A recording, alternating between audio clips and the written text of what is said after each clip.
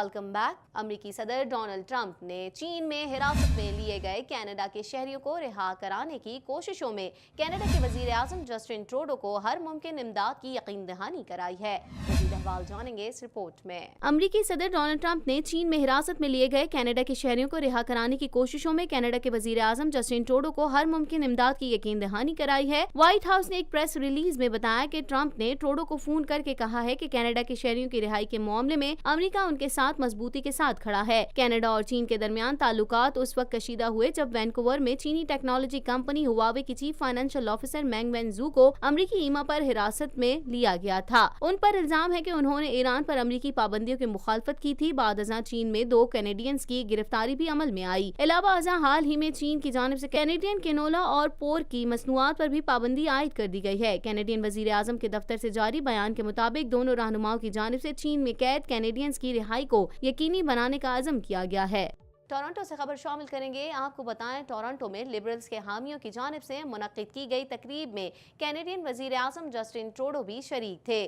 گراسی نیرو کے مظاہرین کی وجہ سے بدمزگی کا شکار ہو گئی۔ مزید جانیں گے اس رپورٹ میں۔ ٹورنٹو میں لبرلز کے حامیوں کی جانب سے منعقد کی گئی تقریب جس میں کینیڈین وزیر اعظم جسٹن ٹروڈو بھی شریک تھے، گراسی نیرو کے مظاہرین کی وجہ سے بدمزگی کا شکار ہو گئی۔ نامعلوم عورت نے وفاقی حکومت سے مطالبہ کیا کہ وہ اپنے شمال مغرب اونٹاریو کمیونٹی کے لیے مرکری ٹریٹمنٹ سینٹر سے متعلق کیے گئے وعدوں کو پورا کرے۔ انہوں نے ایک سوال اور جواب کے سیشن میں liberal M P Adam won کے ساتھ ٹروڈو کو خط بھیجنے کا مطالبہ کیا اور کہا کہ علاقے کے لوگ پارے کے زہریلے اثاث سے شدید متاثر ہو رہے ہیں، لوگ بیمار ہو رہے ہیں اور پارے کے زہر سے مر بھی رہے ہیں، اور میں جانتی ہوں کہ آپ ایک اچھے انسان ہیں، لہٰذا میں آپ کو خط لکھ رہی ہوں۔ مجھے امید ہے کہ آپ اس مسئلے کو حل کریں گے۔ ٹروڈو نے خاتون کا شکریہ ادا کیا اور انہیں رکنے کا کہا۔ ٹروڈو کا کہنا تھا کہ انہیں اس بات کا اندازہ ہے کہ گراسی نیرو کے مکین کتنی پریشانی میں مبتلا ہیں اور اس سلسلے میں وفاقی حکومت صوبائی حکومت کے ساتھ مل کر کام بھی کر رہی ہے۔ ایسا دوسری بار ہوا ہے کہ لبرلز کا کوئی ایونٹ گراسی نیروز کے مظاہرین کی وجہ سے بدمزگی کا شکار ہوا ہو۔ مارچ کے مہینے میں بھی ایک تقریب جس میں کینیڈین وزیر اعظم شریک تھے اسی صورتحال سے دوچار ہوئی تھی۔ کچھ بات کریں گے ویل واچنگ بوٹ کے 40 کے قریب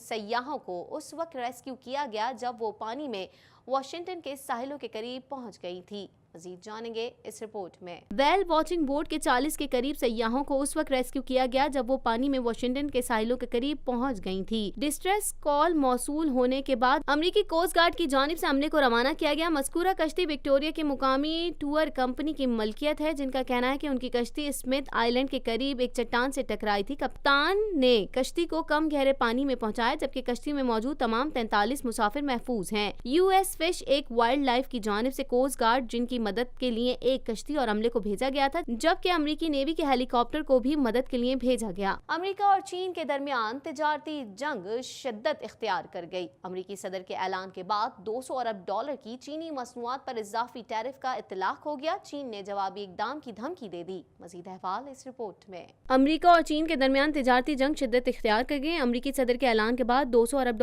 کی چینی مصنوعات پر اضافی ٹیرف کا اطلاق ہو گیا۔ چین نے جوابی اقدام کی دھمکی دے دی۔ امریکی صدر نے رواں ہفتے $200 ارب مالیت کی چینی مصنوعات پر اضافی ٹیرف لگانے کا اعلان کیا تھا، جس پر اطلاق آج سے شروع ہو گیا ہے۔ امریکی انتظامیہ نے چینی مصنوعات پر درآمدی ٹیکس 10 سے 25% بڑھایا ہے۔ چین کی حکومت کا کہنا ہے کہ امریکی اضافی ٹیرف پر چین ضروری جوابی اقدام کرے گا۔ دوسری جانب واشنگٹن میں امریکہ چین کے معاشی اور تجارتی وفد کے درمیان مذاکرات کا سلسلہ بھی جاری ہے۔ قطری دارالحکومت میں امریکہ اور طالبان رہنماؤں کے درمیان ہونے والے مذاکرات کا چھٹا دور اختتام پذیر ہو گیا۔